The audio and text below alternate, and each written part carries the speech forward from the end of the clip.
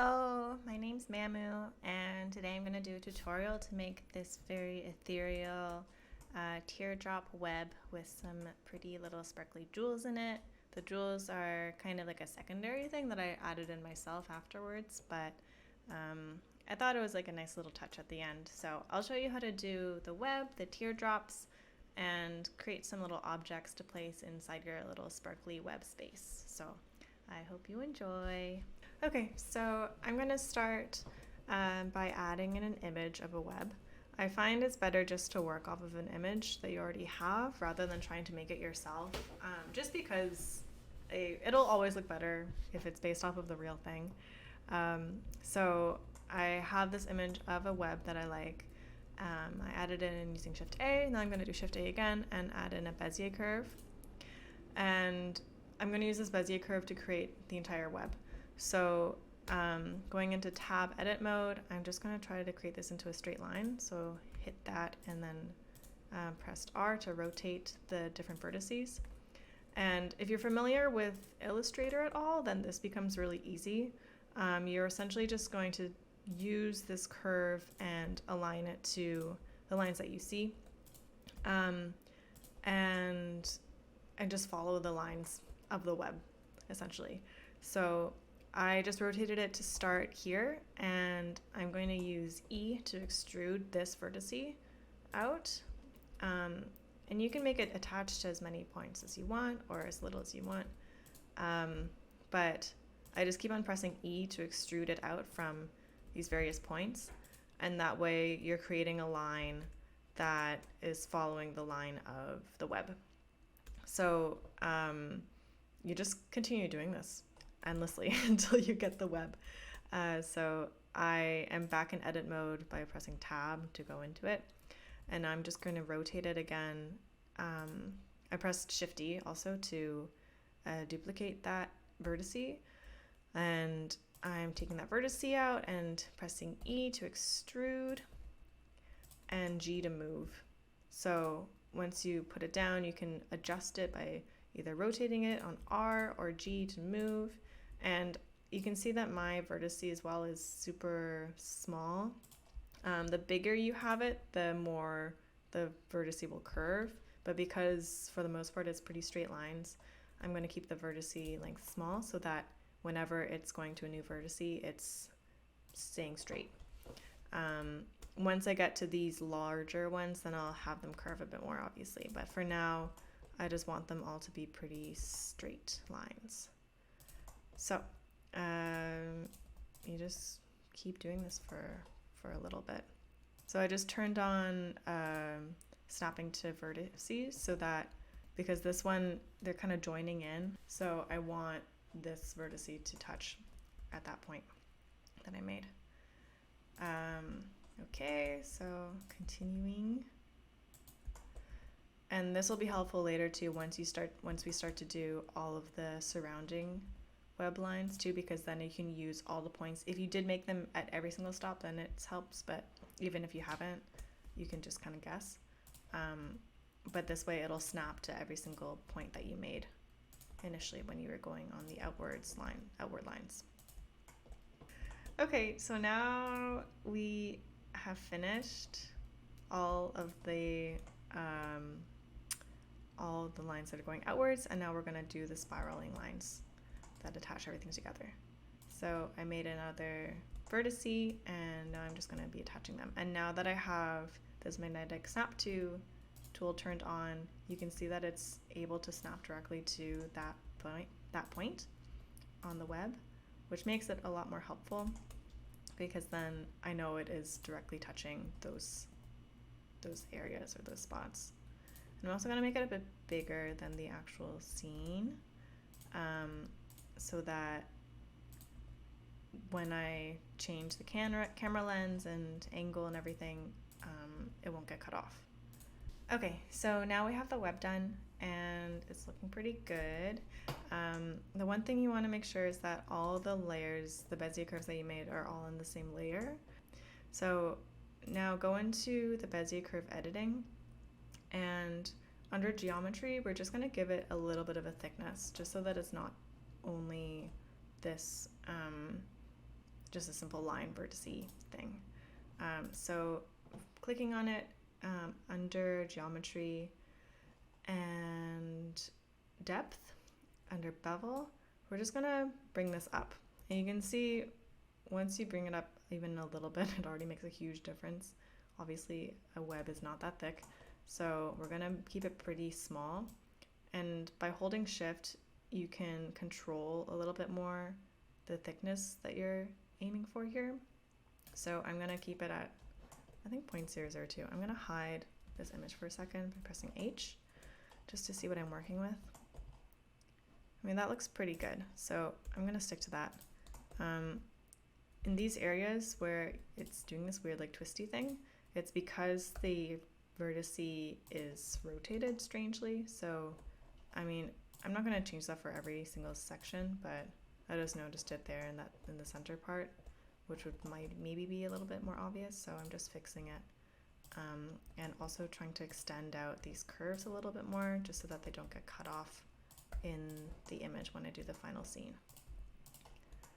So this is the web. You did it. Congratulations. So now that we have this all set, I'm going to go into Object and Convert, and then convert this to a mesh. And so now the vertices themselves aren't editable. They've all converted into mesh format. So these are now cylinders that you can mess around with. We aren't going to mess around with it anymore. So if you wanted to maybe like fix it again or do little adjustments here and there, maybe make a copy of it first before you convert it to a mesh, just so that you still have an editable version of the web. But for me, I feel pretty happy with this. So, oh, right when I say that, I see all these little mistakes, but it's fine, whatever, it's okay. You're not going to see that anyways. So now the next part is to add the little teardrop dewdrops in. So I'm going to add in a new object, and I'm going to make an icosphere. And icosphere, I feel like I found is better to do than a normal sphere when you're creating a round object that's reflective. I've done this with bubbles and different things before, but especially for these types of things, it just tends to be, because it has like all the faces are equal, there's no weird reflections that are happening. It tends to be a little bit more clean. That's just from my experience. So I'm just going to, I added in a subdivision surface just to make it a bit more smooth, and I also did right click shade smooth to make it also smooth so you don't see all those faces coming out. And this is going to be the teardrop base. So once you created that, essentially all that you're going to do now is go into the shader editor and add a glass node into it. I'm going to work off of Eevee for my final like view of version of this. You could do it in cycles obviously too, but I kind of like Eevee. It's easier on my little baby laptop too. So I just find it's a little bit nicer to do than cycles. Cycles obviously has its perks, but anyway, I'm doing Eevee. So there's different ways, especially with reflections, that you want to mess around with your shading styles. So just keep that in mind if you're doing it in a different render setting. So I just turned on the viewport shading editor so that I can just see how this is looking, and I'm turning off lights and world right now because I don't have that. I don't have any world or lights in the scene yet, so that I can see how this reflection is going to look with the default environment settings.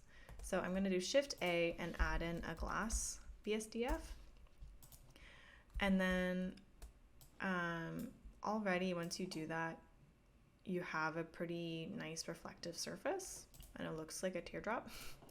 I'm also going to add in a transparent BSDF so that it has a little bit of translucency when you look at it on the teardrop. And this isn't very necessary because when I've looked at the teardrops on webs, you don't really see through the drops themselves. But I don't know. I'm just doing it. Don't question me. So now that you can kind of see what this is doing. Because it's Eevee, as I was saying before, I just went into N to open up the options panel here and turn the blend mode to alpha hashed. And this way you're able to see through the object when it has a transparency factor. So I'm going to keep this pretty low in the mix shading editor. You can see once you move this scale from back and forth, either the transparent node or the glass node becomes more or less heightened.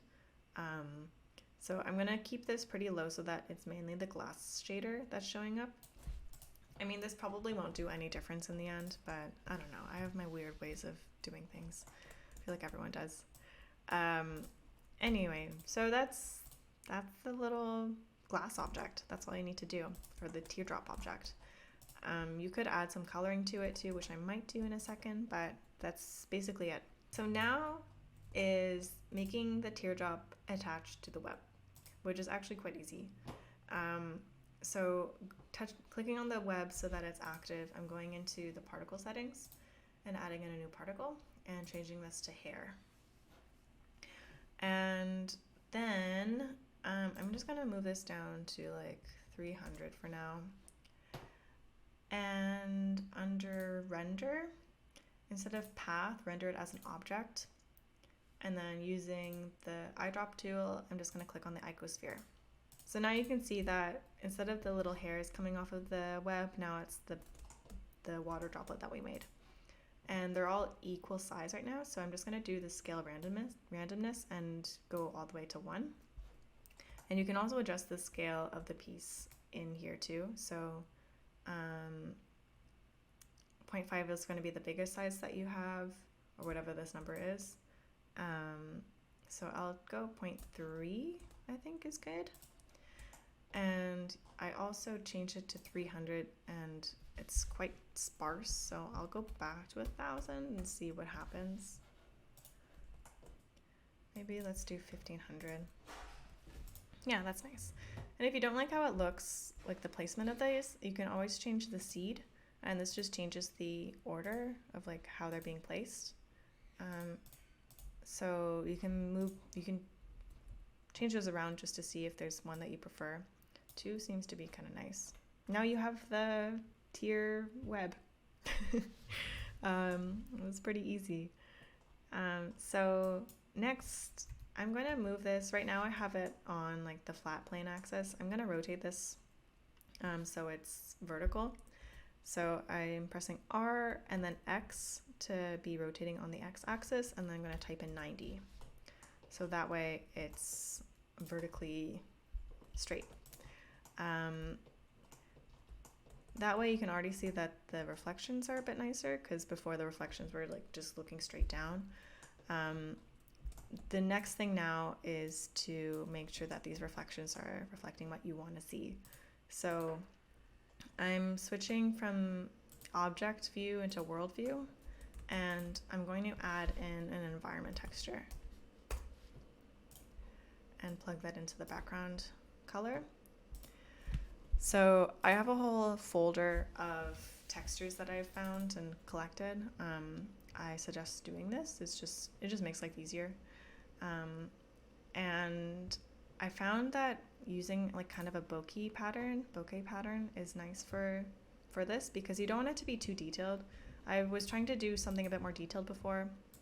I'll show you what it looks like. But you get too much reflection happening. And it's not as great. So using a bokeh pattern like this, you can see that the reflections become really clean and kind of crystally. And I think that's what I'm going to do for this piece. So yeah, now you have a little piece set up. So the next part is adding in a camera and setting the scene. So I'm going to add in my camera. Going into top view by pressing 7 on my numpad and moving it around to get it kind of set up. And then I'm going to change this window from the shader view into my viewport view. so that one of these scenes, I'm going to press 0 on my keyboard so that I can see the camera view, and then in this side I'm just looking, I can move around the camera in 3D. So to start off, I'm going to go into N and then change the rotation of this. So I'm going to do 90, 0, and 0, just so that it's like set up nicely. It's easier to work with. And then going into the camera settings here, I'm also going to change this to be a bit more like fisheye. So let's do like 18. Let's see what it looks like. That's kind of cool. Now that I've kind of set it up in a way, I'm just going to rotate it and place it in a position that, I don't know, is interesting to look at. You want to find a perspective that is fun to see, and you're getting like interesting views of like all the cool angles that you've created with the web. So I'm just trying here. It's a bit hard to see because the background is on.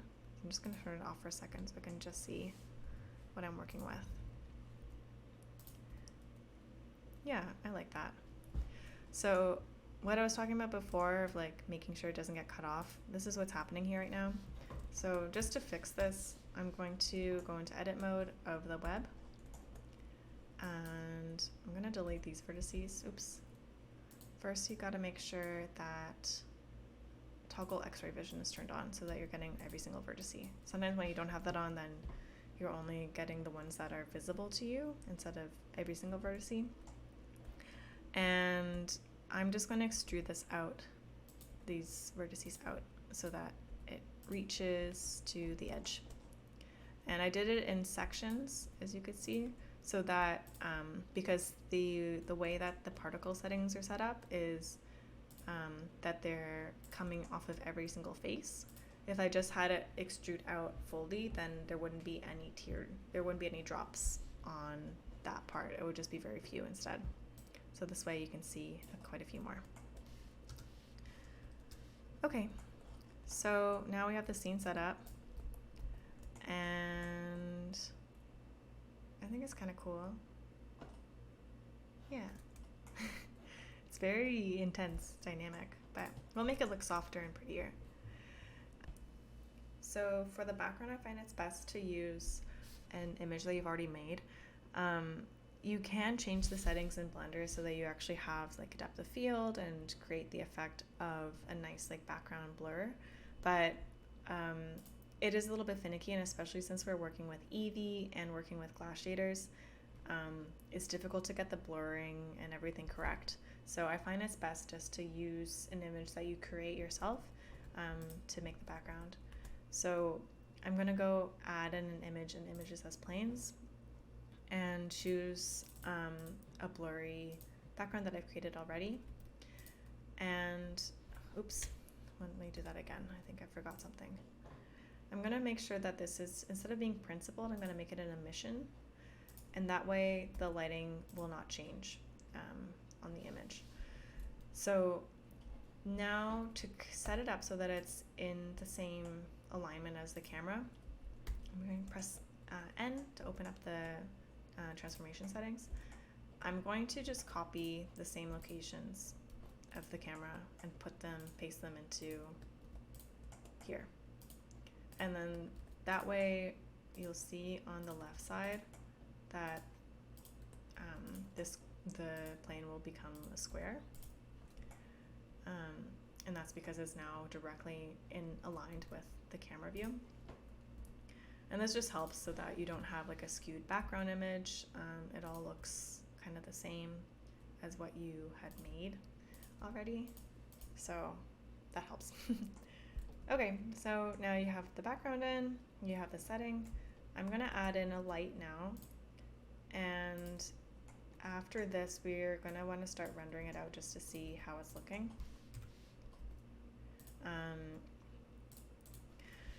Because depending on the way that the lighting's set up, you want to have like certain areas maybe brighter than others, and it's just kind of like a testing here and there to see what looks best.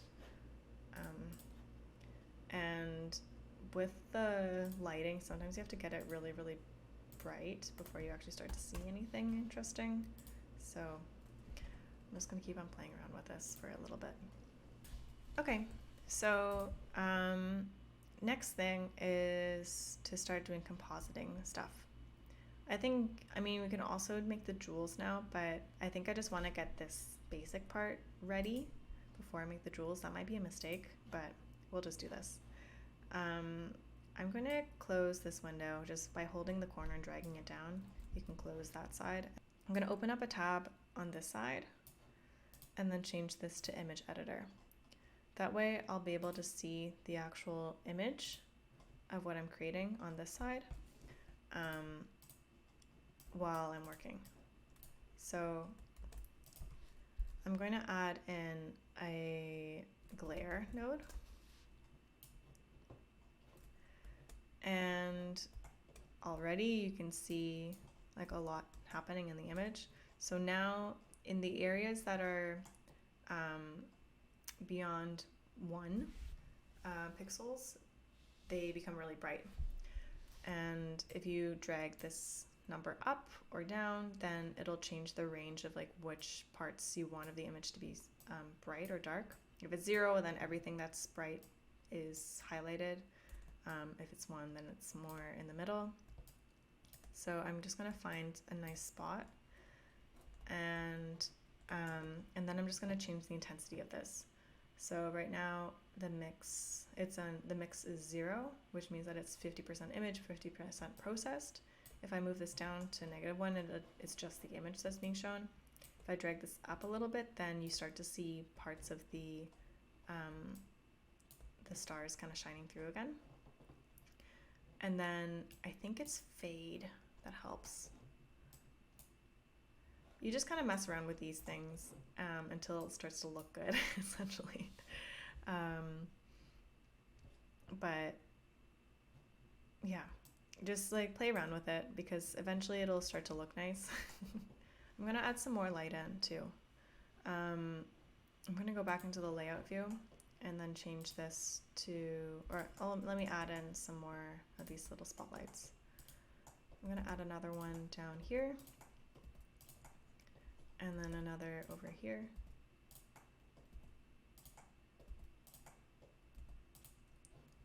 And then render this out again. It's kind of nice. And then I think the other thing that's making it look kind of funny right now is the fact that the teardrops are green. So I'm going to go into the shader editor and then go into the world settings and then change the hue saturation of the world. So this is going to change the entire background, which is what's being reflected in the glass right now. But that way, when you look at the image itself, the teardrops are showing up the way that you want them to. So I'm just going to mess around with these settings a little bit to get them to look kind of nice. And because my background is pretty gray and neutral, I'm just going to keep it in a similar line. And I might want to also add in a brightness contrast later node so that I can make the contrast a little bit more intense. This may not help, I'm noticing, but sometimes it does.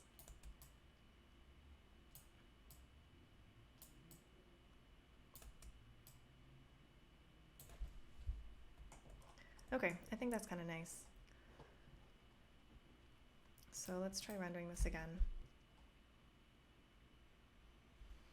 Okay, I think this is kind of working now. Let me just see what happens if I do it behind. Oh, that's kind of cool. Ooh, they're like glowing. That's fun. Maybe I should do that for some of them.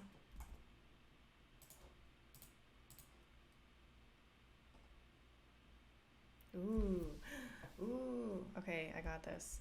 Okay, I just put the lighting, like the spotlight behind the glass instead of in front, or behind the teardrop instead of in front. And then this makes them have this like overall glow. It's a little bit intense. Maybe it's too much when it's behind the most concentrated area, but in some of these other areas, it looks really, really nice. So I'm gonna keep it. Yeah, I like this. Yay. Okay, so as a final thing to add into the scene, I'll just add in some little cute jewels and make them really simple for now. You can obviously like do more to it, but this is just like a fun little add-on, I guess. So in your preferences, you need to make sure that you have this add-on that's add mesh extra objects, and it's already built into Blender already, so you just like check box it so that it's on. And then if you go into add under mesh and under diamonds, there's brilliant diamond, diamond, and gem.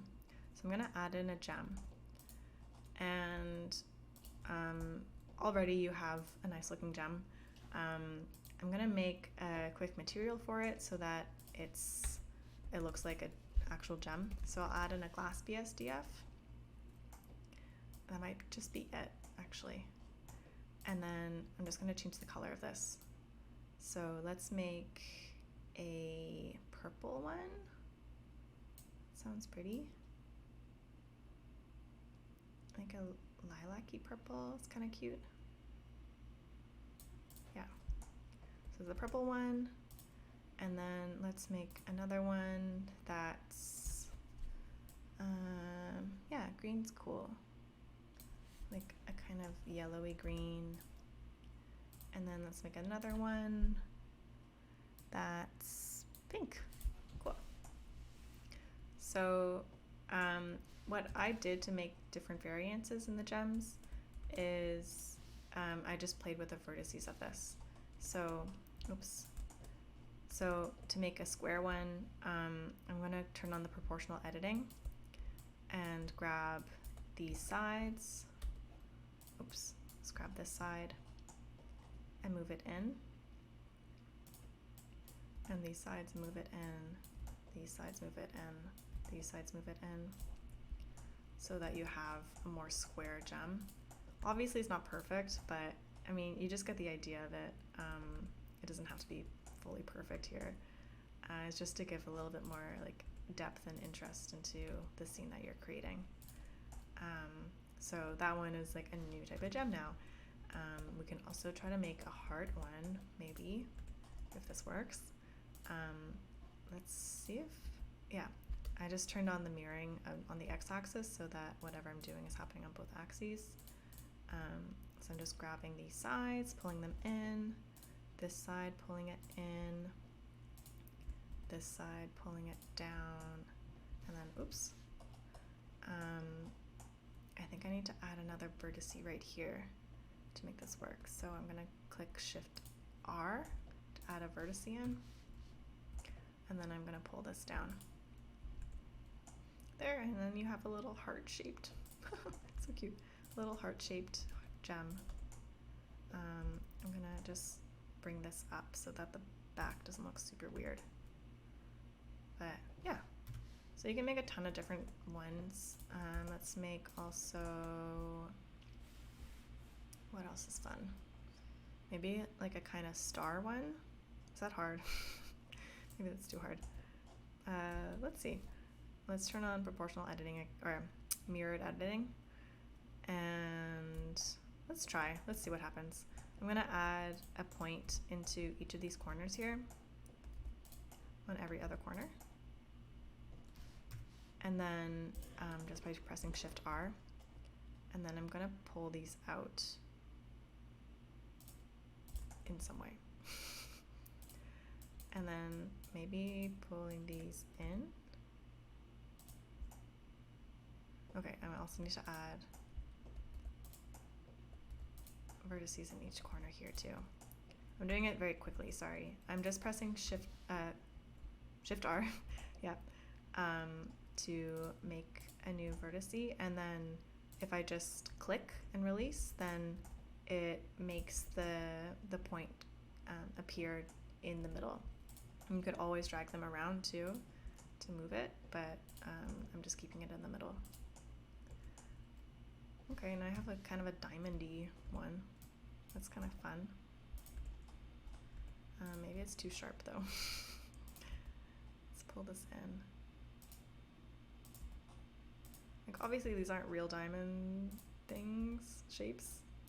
I don't know enough about jewelry making to know how to make proper ones, but it's just a fun exercise. It doesn't have to be perfect. I'm just really messing around with this. Is that even cute? I don't know. It's kind of cute. It reminds me of those little paper stars they used to make in school. Anyway, so now we have a bunch of little diamonds. So then we can add these onto the scene. So I'm just going to drag them all onto that plane. I'm going to go into this view, top-down view, so I can see it properly. I'm going to make sure that they're all aligned with the web, and then I'm going to go into the side view by pressing 3, and then instead of this being global, I think it's this, oh no, this one. I'm gonna do individual origins and then rotate, oops, I didn't click all of them. Rotate all of them 90 degrees, -90. And then I guess they need to be a bit smaller too. Yeah. So let's make them a teensy bit smaller. Does that look good? Bigger? Yeah. Okay. And then I'm just gonna place them onto the scene. So let's put the heart over here. Let's also make the heart pink. That makes sense, right?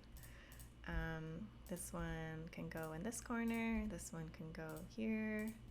This can go here. This can go here. Is that it? 1, 2, 3, 4, 5, 6. Yep. Okay. I think that's already pretty cute. Right now they're intercepting the image a bit too much, so I'm just going to select them again and make sure that they are in front of the teardrops instead of in between. And then I'm just going to rotate them slightly so they aren't like perfect, so that it looks a little bit more like they've just been awkwardly placed into this web and they're stuck here. You obviously want the ones that are similar to, you want to see different sides of them, so that they all don't look the same. Let's see how this looks. Okay, I think that's kind of cute. So let's render this out and see how it looks. Ooh. I like it. I think it's fun. That's the scene. You got like a little cute jewels stuck in a little spider web, and it's glowing and sparkly. So that's it. I hope you enjoyed. I hope this was fun to watch, and I hope you have fun making your own little web jewels in the future. Thanks for watching, and I'll talk to you soon. Bye.